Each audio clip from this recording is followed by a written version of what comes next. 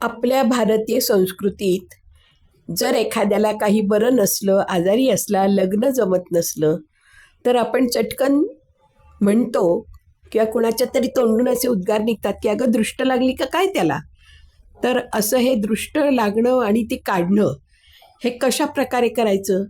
ज्यांचा विवाह लवकर जमत नाही, काही ना काही अडचणी येतात, लवकर योग येत नाही, अशावेळी खालीलप्रमाणे त्या व्यक्तीची दृष्ट काढली तर लग्न लगेच जमते, विवाहातील अडचणी दूर होतात. काही अडचण असली तरी दृष्ट काढावी असा संकेत आहे. दृष्ट शनिवारी काढावी. सुपारी एवढा तुरटीचा खडा घ्यायचा व दृष्ट काढण्याचा मंत्र म्हणायचा. ज्याची दृष्ट काढायची आहे त्या व्यक्तीला पूर्व किंवा पश्चिमेकडे तोंड करून बसवावे आणि खालील मंत्र जो आहे दृष्ट काढायचा तो एखाद्या घरातल्या वयस्कर स्त्रीने म्हणावा व दृष्ट लागणे व ती काढणे हा पूर्वापार चालत आलेला विधी आहे. आई आजीपासून हा संस्कार घरोघरी होत असतो. दृष्ट काढल्यावर मानसिक समाधान होते व आपले कोणतेही अडलेले काम होऊन जाते. दृष्टीचा मंत्र असा आहे दृष्ट काढण्याचा: दृष्ट मिष्ट पापे चांडाळाची, भूता खेताची, आल्या गेल्याची, काळ्या माणसाची, गोऱ्या माणसांची, घरातल्या दारातल्या पारोशा केराची दृष्ट चुलीत पडो, ऐरा गैऱ्याची, आल्या गेल्याची, शेजाऱ्याची, पाजाऱ्याची, कुणाचीही दृष्ट लागलेली असो, आईची, वडिलांची, घरातल्या माणसांची, तरीसुद्धा ती दृष्ट निघून जाओ असं तो दृष्टीचा मंत्र आहे. कारण असा समज आहे की आईची सुद्धा दृष्ट मुलाला लागत असते. मंत्र म्हणून झाल्यावर अन्य माहितीतील नावे घेत दृष्ट काढावी. आपल्याला जी माहितीतील काही नावं असतील ती नावं घेऊन दृष्ट काढावी व पुढून मागून 7 वेळा, पाठीमागून डोक्यापासून खालपर्यंत 7 वेळा दोन्ही मोठी उतरवाव्यात. मग ती तुरटी शेगडी किंवा तळ्यावर टाकावी.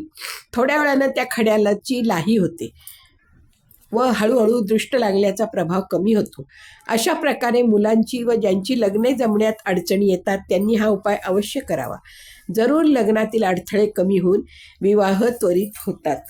असा हा दृष्ट काढण्याचा मंत्र आहे जो खेड्यापाड्यात काय शहरात सुद्धा सगळीकडे म्हटला जातो.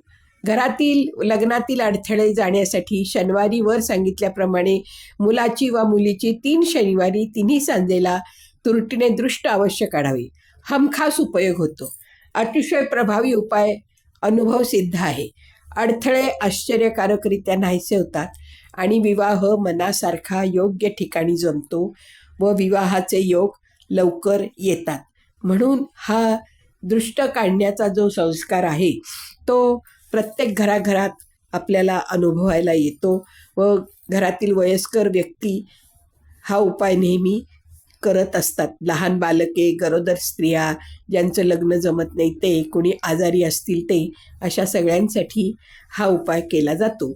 वर सांगितल्याप्रमाणे जरूर करावे. लहान मुले, गरोदर महिला, त्यांना पण असा जर काही त्रास असेल तर अशाच पद्धतीने दृष्ट काढावी. त्यांना होणारा त्रास कमी होतो. कसा वाटला हा मेसेज दृष्ट काढण्याचा? जर तुम्हाला उपयुक्त वाटला असेल तर अवश्य चॅनेलला लाईक करा आणि सबस्क्राईब पण अवश्य करा.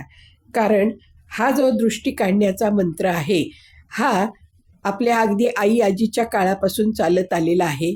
त्यात गैर काहीच नाही. दृष्ट काढल्याने दृष्ट काढणाऱ्याचे पण आणि दृष्ट ज्याची काढायची त्याचे पण मानसिक समाधान होते व त्याचा आत्मविश्वास वाढतो आणि पुढे जायला गती मिळते.